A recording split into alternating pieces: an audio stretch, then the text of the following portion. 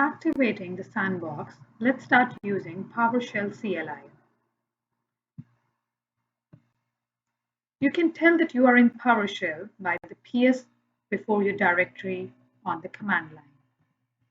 Now use the PowerShell getDate command to get the current date.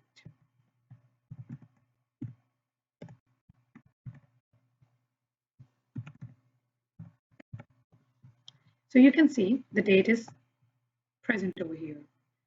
Most Azure specific commands will start with the letters AZ. The getDate command you just ran is a PowerShell specific command. Let's try an Azure command to check what version of the CLI we are using right now.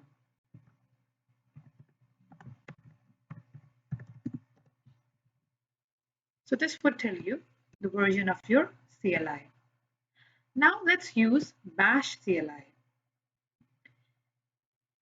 If you're familiar with bash, you can use bash command instead by shifting to bash CLI. Enter bash to switch to the bash CLI.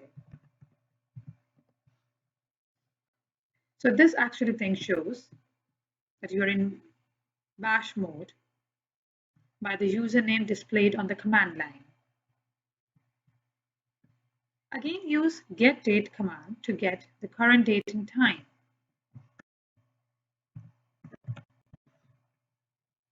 You received an error because getDate is a PowerShell specific command.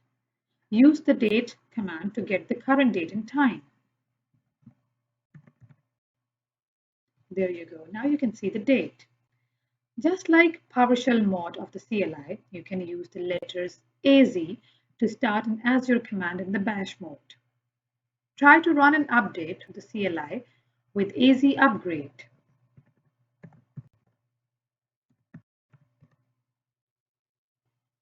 So it says that you already have the latest Azure CLI version. You can change back to PowerShell mode by entering pwsh on the bash command line.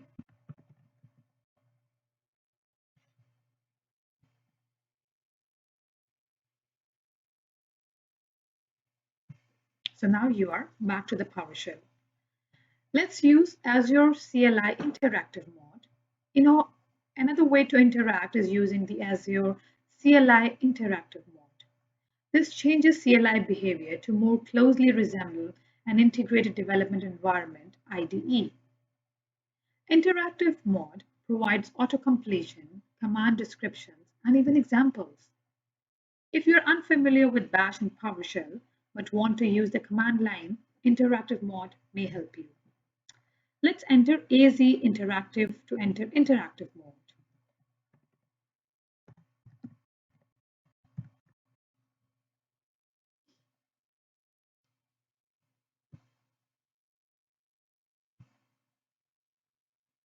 Now you have to decide whether you wish to send telemetry data or not.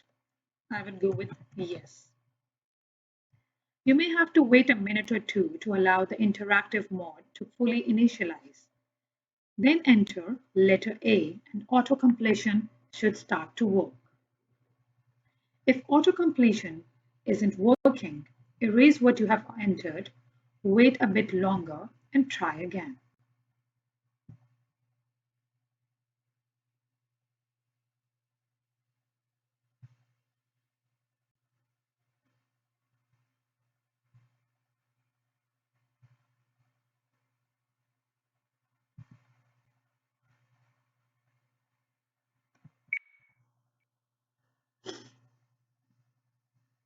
Now let's enter A.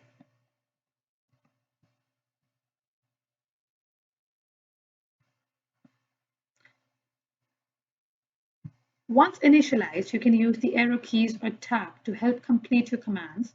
Interactive mode is set up specifically for Azure. So you don't need to enter AZ to start a command, but you can if you want to or you are used to it. Try the upgrade or version commands again, but this time without AZ in front.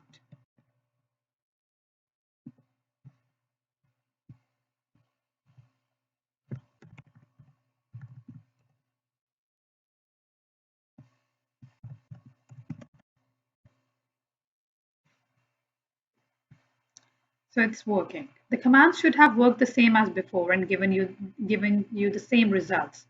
Now use the exit command to leave interactive mode.